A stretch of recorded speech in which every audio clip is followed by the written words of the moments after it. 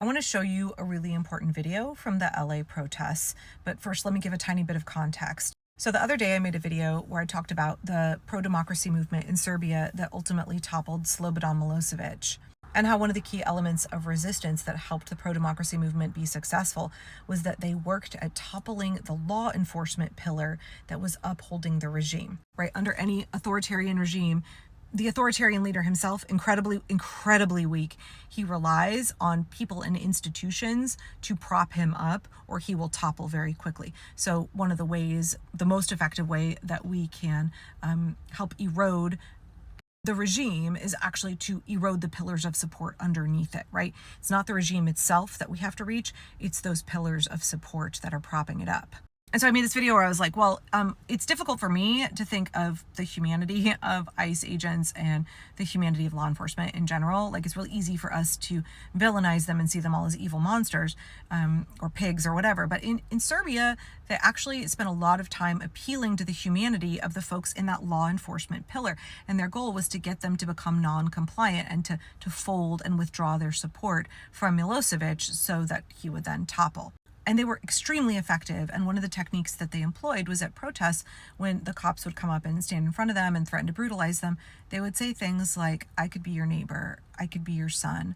I understand that you don't want to be doing this, that you rely on the paycheck to keep your family fed and housed. And I understand that you are a real person. And I believe in my heart of hearts that you don't want to be doing these cruel things. You don't want to be hurting people that are your neighbors and go to church with you and, could be your uncle or your nephew or your son. And they just consistently were speaking like that to law enforcement. And at the end of the day, like when it really came down to it, and there was the final push as Slobodan Milosevic was claiming that he had won an election that he clearly had not, and the pro-democracy student-led movement had the data to prove that he was falsely claiming that he won, protesters showed up, basically like the equivalent of the Yugoslav palace, and the law enforcement stood there, and Milosevic ordered them to fire on the protesters, and they didn't. Because there had been all of that work of saying, we're your neighbors, we're your family. We know that when the time comes, you will do the right thing. You won't fire into the crowd full of your neighbors. You won't do that to us. We believe that you're going to do the right thing. And they did. They put down their weapons, and they actually stood aside and let the protesters come in and drive Milosevic out of power.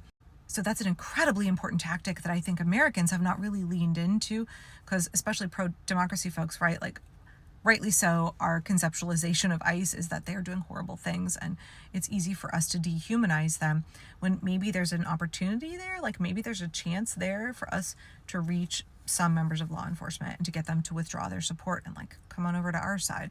Or even if they're not going to actively come on over to our side, just like don't comply with what the regime wants. Just don't comply. That's all we're asking of you. And so when I saw this video this morning on Blue Sky from the protests, the peaceful protests that are happening in LA right now, I thought this is exactly what I was talking about. What this man is doing in this video that I'm about to show you is just exceptionally courageous, and it's really strategic. This is the way that we want to speak to folks. He's talking to the National Guard here. It's not ICE or the LAPD, but talking to them like they're real people, appealing to their humanity, appealing to the goodness that is in them, encouraging them to do the right things, encouraging them to see the evil of the regime that they are supporting, and encouraging them to stand up for their oath, the rule of law, and for their fellow Americans. So let me show you this clip real quick, because I think it's really, really powerful. And what this man is doing is courageous, and this is the way I think more of us should be engaging as we enter into protests. Feel tough with your assault rifles and your sticks? You should be standing here with us. Stand with us. You're on the wrong side of history. We know you got a job to do, but you took an oath to the Constitution, not to the fascists in the White House. Think about what you're doing now. Think about what this means. Coming into our community. Peaceful fucking community. People working their jobs. They send in men in military fatigues, weapons of war into our communities. And you stand here and you allow it. I am sick and tired of it. You should be sick and tired of it. You think any of these people in the White House sending you these commands give a fuck about you? them do. They laugh at you.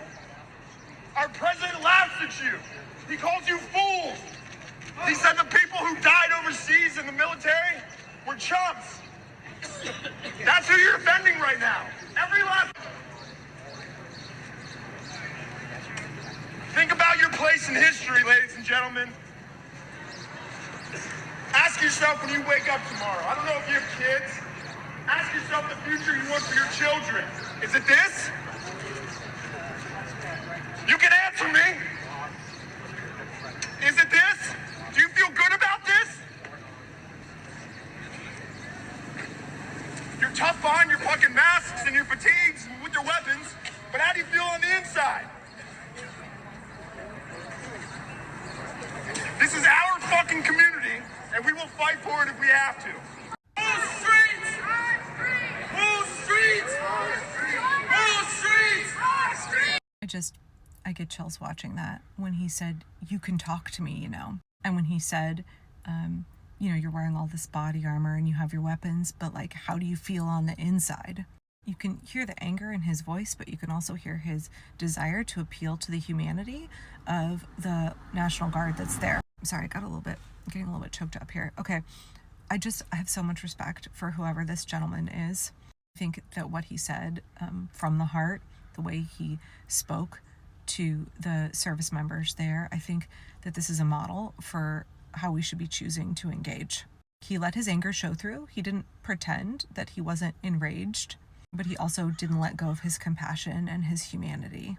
And I just think that what he said and did here is so powerful and is so important and is something that we all need to look to and learn from and emulate.